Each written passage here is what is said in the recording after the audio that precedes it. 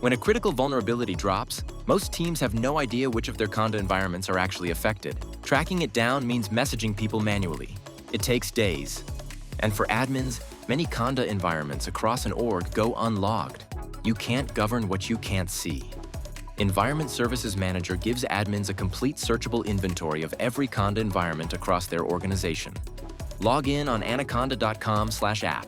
Click on the Environments tab. You'll see a live inventory of every Conda environment across your org. Each entry shows the environment's name, who owns it, where it's running, and when it was last modified. This information is automatically captured, and no manual registration is required. Admins get a complete, always current picture of what's running across the org. When a vulnerability drops, you search for it by identifier, right in the search bar. This query allows you to filter by packages affected or environments within your organization. This tab shows each environment. Click on one to review details like ownership, packages, and other vulnerabilities. Every affected environment in your org comes back in seconds, with the owner, location, and package version.